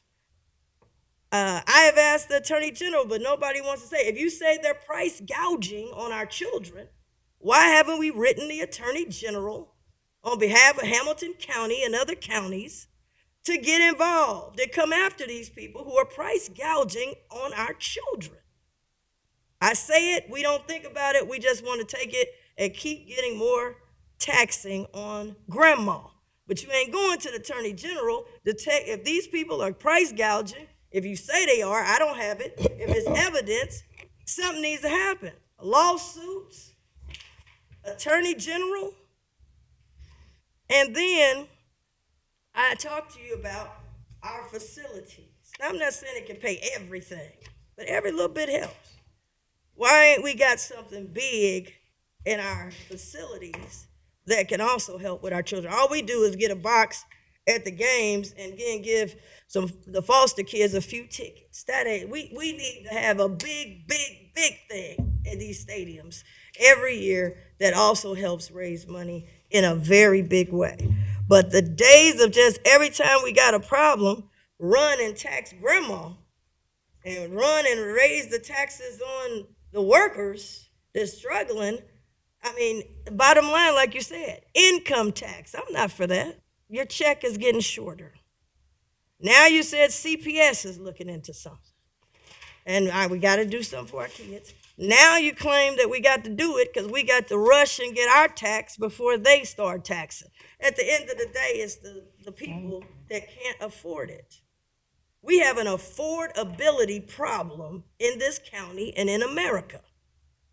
And until we can't be tone deaf to it, well, just tax them and they'll pay for it.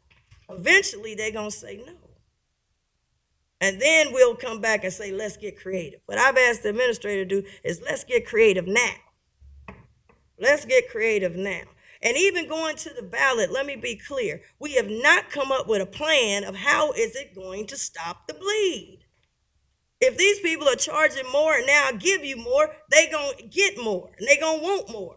And all of a sudden it keep going and going and going and going. When are we we got a zoo levy that has nothing to do with any services. I mean, I love the zoo, but you can go up on the ticket price. They have a levy. We got to look at these levies. Now, I know it ain't popular. When we have these town halls, all organizations will be here and they all got great programs. We're not arguing that. But what we're arguing is who is going to pay for it? Grandma has been voting to pay for it, but now they're coming after grandma's house. Grandma got to make a choice. Gas and electric done went up. I saw in Franklin County and Columbus, they came out with a resolution against going up on their gas and electric. We ain't done that here. We just going up. Gas and electric going out the roof. Out the roof. We got to think about affordability. And for me, I'm not telling anybody what to do. I'm telling you where I'm coming from. I came down here to shake this place up, open up the process, and teach people what county government does. Those are the three things I ran on.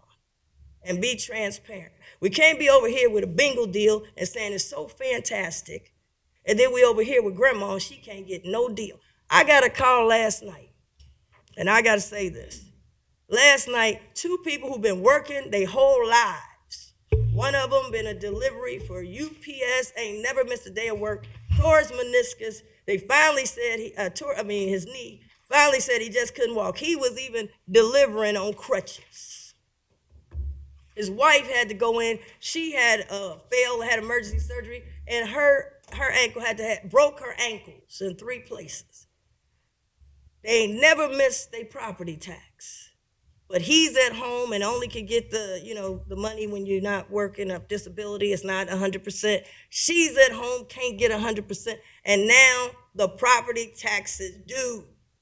She called me and said, hey, do they have any type of payment or program? I ain't talking about the little pay now and pay one other month.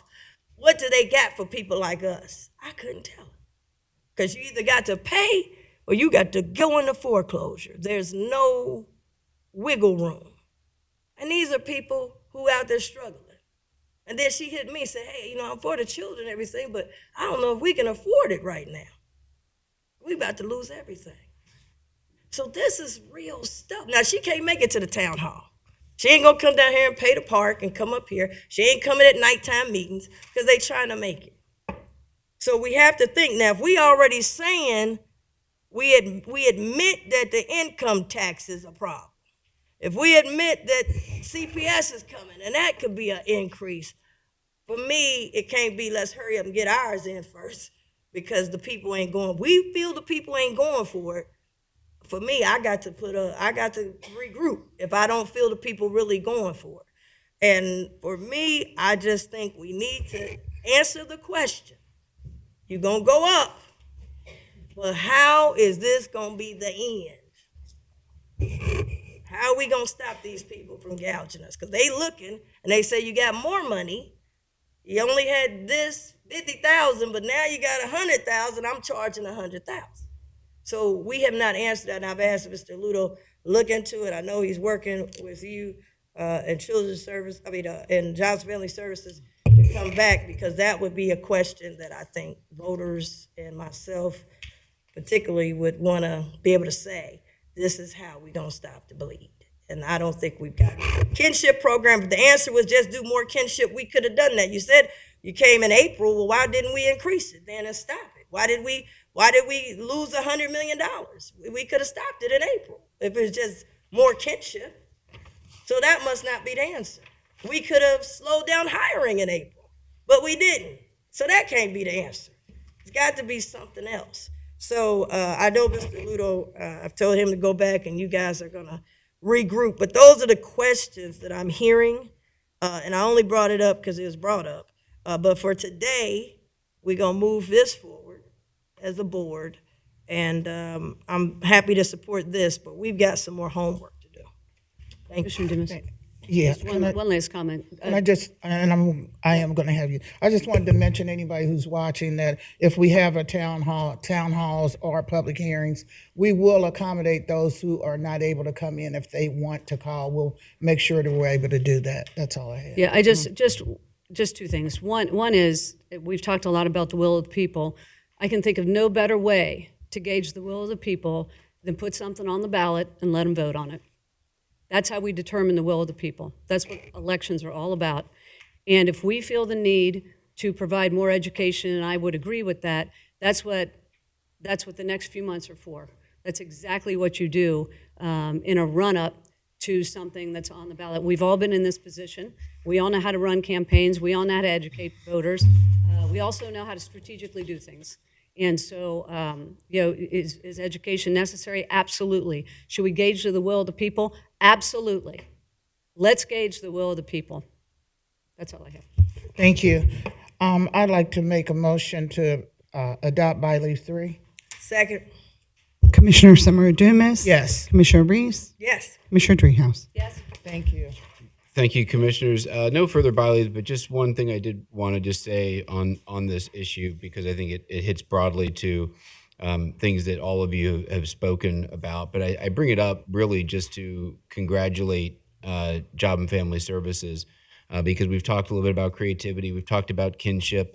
We've talked about ways to stop the increasing costs. And I do want to reflect just for a moment that as we look at what JFS is doing, kinship, the agency's aggressive approach to kinship care, I don't want to take for granted too much, because the numbers that I've seen, JFS uses kinship care far more aggressively than any county in this state, and at a clip of about 13% higher than the state average.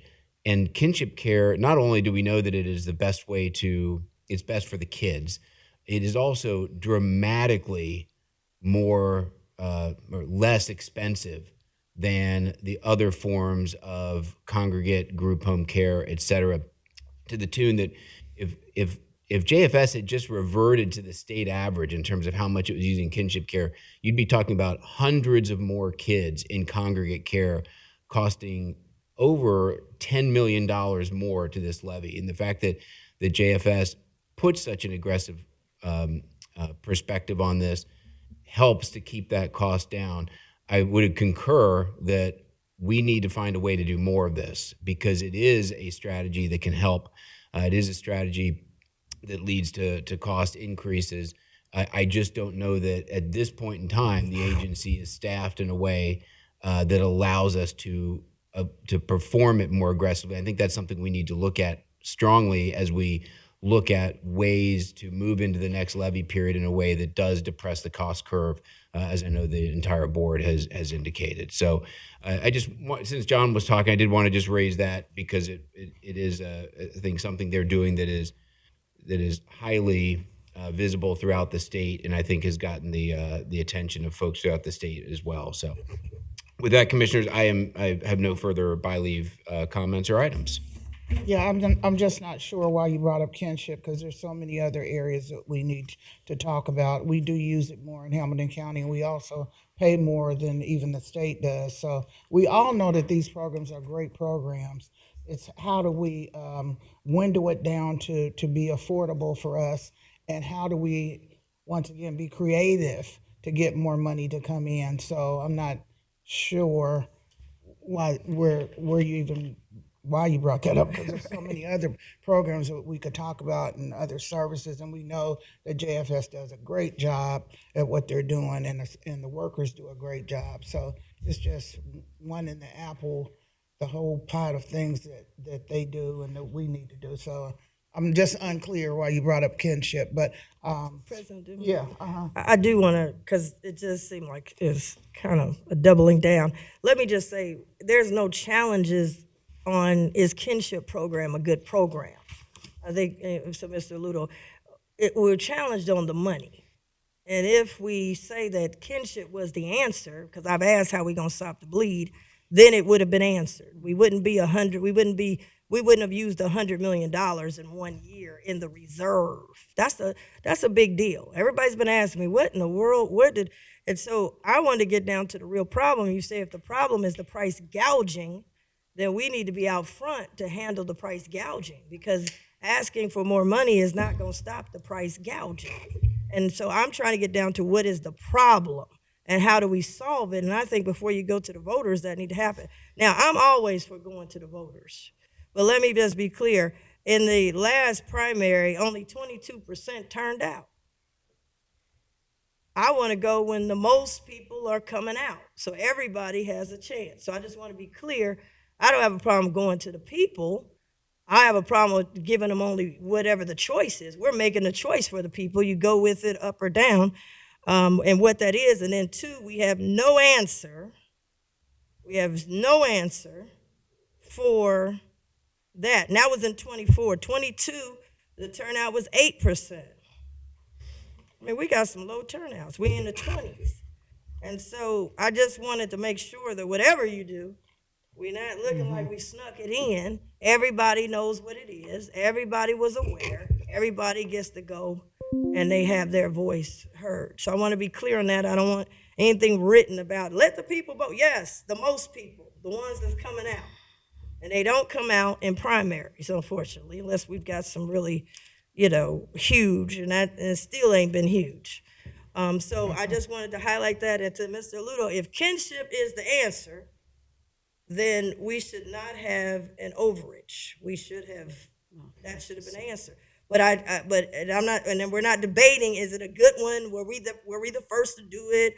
We know that kinship is a very good program. I want to get down to what is driving the cost to go over the roof. And if we were notified in April, then we shouldn't be here now if we have the answer, because those are the same answers that we're providing. I said, well, if we go forward, what's the answer? It's going to be kinship. We're going to slow down. We're going to slow down hiring people. That must not be the answer, because that's what we've been doing. And that's the part that I'm trying to get to. Cost of care is the answer. Well, then we need to get the Attorney General out if they're price gouging, because cost of care going to keep going up. Answer. It's going to keep going up, and grandma cannot afford it. And kinship is part of the solution because it saves money in the long run because it's cheaper to administer and it's better for kids. So I think that's. But we got that. It's just part of it. Well, it's part of the solution. Yes, a small part of it. If that was the answer, then it should be answered. It shouldn't be $100 million already spent in 1 year and $30 million over that we just had to put more money toward. It's the cost of care. Yeah, and the placements have increased from the providers, and the children served has increased. Kinship is just a small part of it. So we'll move on to our regular agenda. First item on our regular agenda is the engineer. Okay. Thank you again. Thank you, Commissioners. Once again, my name's Jim Hetzel. I'm here to represent the Office of the Hamilton County Engineer and Eric Beck. Our first agenda item is a resolution for a consultant agreement with Michael Baker International for engineering services, for project 502-507 Suspension Bridge Road. It's preventative maintenance. It's located in Whitewater Township, and the agreement amount is $67,917. All of that funding is through the Hamilton County Engineers Office Permissive Auto Fund. Would you like to go through all? Sure. Okay. Resolution number 2 is a resolution for the consultant agreement with Burgess and Nyepel for engineering services on project number 502310. It's a bridge on Rapid Run Road for the replacement, located in Delhi Township. The agreement amount is $48,056. That also comes from the Hamilton County Engineers Permissive Auto Funds. And item number 3 is just the engineer's report on the previous hearing we had today for the proposed vacations of Buffalo Lane and Elmery Drive. And that report states that the engineer's office finds the survey plat and legal descriptions acceptable, and we recommend that the vacations be approved. Okay, thank you. And item 3, we just had the public hearing. We only had to have one public hearing, is that? That's correct. Okay, all righty. Any questions or comments? No questions. Okay. I'd like to make a motion to pass items 1 through 3. Second. Commissioner Summer Dumas. Yes. Commissioner Reese. Yes. Commissioner Dreehouse. Yes. Thank you. Thank you. MSD, welcome. Good morning, Commissioners. Good morning. Lauren DeGracia for MSD. We have 3 items on your agenda today. Item 4 is legislation to authorize the appropriation of necessary easements as well as appropriate construction funding for the CSO 432 and 489 sewer separation portion of the East Branch Ohio River Interceptor Extension Project, or EBORI as we call it, which is included in Phase 2B of the Wet Weather Improvement Program, or WIP, under our consent decree. This project is intended to remove approximately 120 million gallons of stormwater per year from MSD's combined sewer system and is being coordinated with ODOT's Brent Spence Bridge corridor improvements. We are requesting $33,320,900 today, which is included in the approved 2026 budget. This amount will ultimately be reimbursed by ODOT. So although we're fronting these funds, they are being reimbursed, and that's on a rolling basis as the project is underway, and we're paying invoices and submitting them for reimbursement. Item 5 is a resolution to authorize a sewer credit program agreement with the City of Sharonville. Our Deputy Director, Reese Johnson, who's also here today, gave a presentation on this at your staff meeting just this past Tuesday. The agreement essentially creates a process by which Sharonville can earn sewer credits by eliminating sources of stormwater in the sanitary-only sewer, and MSD will contribute to those efforts as well, thereby increasing capacity in the sewer so they can move forward with development in a way that's more sustainable and won't cause or exacerbate sewer backups in the system. So we're excited about this model and hope to get it started soon and hopefully roll it out to other communities as well. Item 6 is related to our Addiston Creek and Sewer Rehab Project. This is legislation to authorize the appropriation of easements necessary to construct this asset management project, which will replace and relocate a deteriorated 12-inch sewer. There are 2 permanent and 4 temporary easements from 2 property owners that need to be appropriated in order to proceed with the project. This is a $0 request today. Once the appropriation proceedings conclude, we'll come back to request construction funding, hopefully by the end of this year. That's all I have. Happy to take any questions. Thank you, Vice President Reese. No questions. Commissioner Dreehouse? Yes, on item number 4, I just want to highlight that we're being reimbursed by ODOT. I mean, we're going to see more of these, and I'm glad that we are in partnership with them. This is a huge deal for MSD. And on item number 6, you talked about the easements. I don't know who the property owners are that you need the easements from, but are they in concurrence with this? Do we know? So the reason we need to appropriate is because we have not been able to reach a settlement with them to purchase the easements.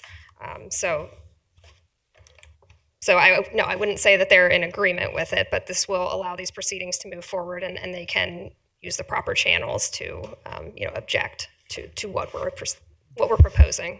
So are these residential property owners? Let's see, they are listed in the legislation. Let me just. I don't have it in front of me. Sorry. It is. They are private individuals. Are these residential property? They are residential properties. Okay, can you help me better understand the process then? If you are asking for an easement from a residential property owner, they are not inclined to do that, then what happens? So that is the point we're at today. We have not been able to. We make them an offer. We have an appraisal of the property and the amount that we need, the easements that we need. We make them, they determine the fair market value. We make an offer based on that. There's some room to negotiate that. And if they're unwilling to, that is the point which we need to proceed to court. We do have the right to take property for these projects.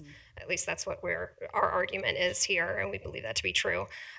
So we will move into court. Most of the time, these don't proceed to trial. They do settle at that step where there's more sort of urgency to come to an agreement. So, but that is the ultimate step if we were unable to come to an agreement, is it would go to a trial and jury or judge would make that determination. Is the sewer running beneath the property of these homeowners? Is that what's going on here? I'm happy to be supportive, but I really do want to understand what the change is here, I guess, from where this is being run versus maybe where it has been run and the need for the easement. I'm not clear on that. Matt Spadari is the principal engineer over this project, and I think can answer that question better than I can, so I will turn it over to him.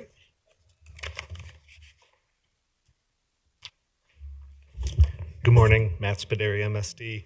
For these 2 property owners, one of them is experiencing, I believe, some financial problems and maybe going through bankruptcy. So it's difficult for us to negotiate and reach a settlement when there's other creditors and things involved in that person's financial matters.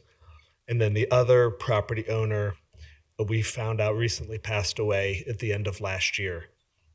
So this action, I think, in working with the prosecutor's office will help us kind of navigate those processes to reach agreement and obtain the easements necessary. More interested, though, in why MSD needs the easement. Is it are you reconfiguring where the line is, or what's the need for the easement? Correct. So the sewer, where Lauren described that the sewer is deteriorating along the West Fork of Muddy Creek, our action or our project will be taking that sewer to move it farther away from the creek because it can be jeopardized by the erosion, and that's what happened to the sewer that's there. And both of these properties, I don't think it's overly impactful to their property from an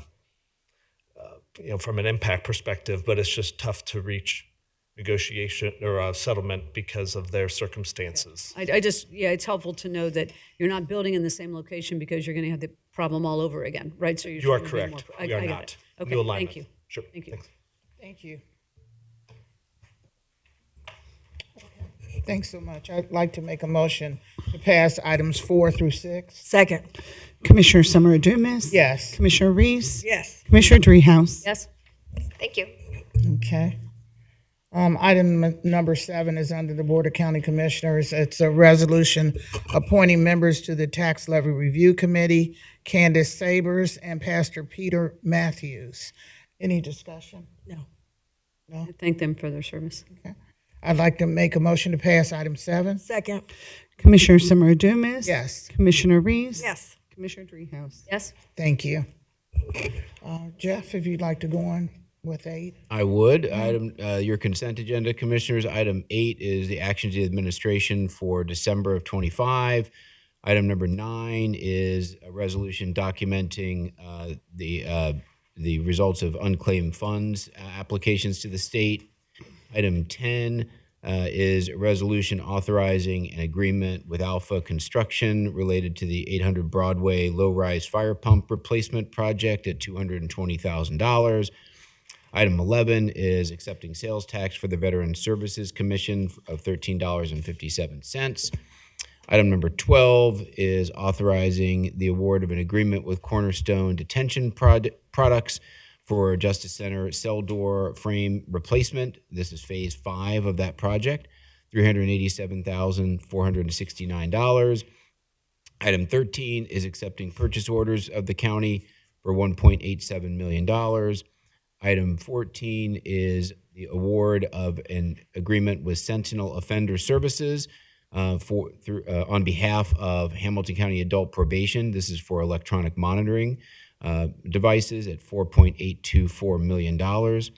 Item 15 is the award of an agreement with Triton Services. This is for the renovation of Courthouse B95. This is the administrative offices for county facilities, $605,000. Item 16 is authorizing an agreement with Enterprise Fleet Management and the county engineer for lease agreements. Item 17 is the award of an invitation to bid and an agreement with Triton Services for the renovation of the auditor's office break room at $338,000. Item number 18 is a resolution authorizing the use of credit cards in Common Pleas Court for $15,000. Commissioners, we have various JFS items. The first 2, items 19 and 20, relate to credit card usage, $36,000 respectively. Item 21 is a renewal with Prestige Travel for travel arrangements at $135,000. Item 22 is an amendment to an agreement with the Sheriff's Department for building and patrol security at $272,041. Item 23 is the renewal of an agreement with Bunker Hill Haven for Boys for group home services, $277,000. Item 24 is a renewal of an agreement with Kelly Youth Services for group home services at $1.5 million. Item 25 is the renewal of an agreement with Mayo Home for Youth Development for $500,000 for group home services. Item 26 is a renewal of an agreement with Step Higher Nella's Place for $661,000 for group home services. Item 27 is a single source agreement with between Job and Family Services and Silver Linings Agency, LLC, for group home services, $100,000. Item 28 is an agreement with the Ohio Works First, with Talbert House, for Ohio Works First work participation services for $3.89 million. Item 29 is an agreement with Trust Group Home for group home services, $100,000. Item 30 is an agreement with DTAC Hiddle House for residential treatment services, $150,000. Item 31 is an agreement with the YWCA for Child Welfare Domestic Violence Service Connection Program, $674,726. Item 32 is a single source agreement with Creating Opportunities LLC for group home services, $629,000. And item 33 is an agreement with NECO SE LLC for residential treatment services, $1.232 million. Commissioners, item 34 is authorizing an emergency solutions grant subrecipient agreement between Hamilton County and Strategies to End Homelessness. This is for the administration of homeless prevention programming. Item 35 is requesting authorization to travel at the county's expense. This is the coroner, 3 employees to New Orleans and 3 employees to Baltimore, Maryland. And that is your consent agenda, Commissioners. Jeff, I had asked if we could do a total on the Job and Family Services placements, and I didn't hear a total. Yeah, I'm sorry, Commissioner, I don't have the total this week, but I can total that for you very quickly. Yeah, it's a prime example of the 100 million and where it's going and has gone. Yes, 1 second here. If there's other questions, you can total while. Let's see. I think John might have it. That's Your total contracts that are on the agenda today is $10,198,342.36. Thank you, John. Can you say that one more time, a little louder? I want everyone to hear it. It's $10,198,342.36. Thank you so much. I appreciate it. Vice President Reese? Yes, I'd like to abstain on item number 10, so. Okay. However we need to do it. Okay. That's all I have. All right, thank you. Commissioner Dreehouse? I have no questions. Okay. I'd like to make a motion to pass items 8, 9, 11 through 35. Second. Commissioner Summer Dumas. Yes. Commissioner Reese. Yes. Commissioner Dreehouse. Yes. And on item 10, I'd like to make a motion to pass item 10. See that the second. I'm upset. Can I ask, I don't mean to pry, but is there a red flag I'm missing on this? I don't know if you're willing to talk about the reason for the abstention. I've looked at this item, but I'm just curious to know. No, I just want to abstain on it. It's been discussed. You don't really have to say it No, unless you'd like to. Well, no, I understand. I was just curious for the rationales because seeing if I had missed something here. Okay, so I will second the motion to approve of item number 10. Since and I'm going to be out of order, I'm sure, but since we're discussing item 10, I just want the people to know that item 10 is resolution number PO 1429, authorizing the award and invitation to bid number 66-25 and execution of an agreement between Alpha Construction Indiana, Inc. and the Board of Hamilton County Commissioners on behalf of county facilities for 800 Broadway low-rise fire pump replacement for $220,000. Okay, so I'd like to make... It was Commissioner Summer Dumas. Yes. Commissioner Dreehouse. Yes. Commissioner Reese. Abstain. Okay. Is there any further business to come before the commission? Hearing none, I'd like to make a motion to adjourn. Second. Commissioner Summer Dumas. Yes. Commissioner Reese. Yes. Commissioner Dreehouse. Yes. Thank you.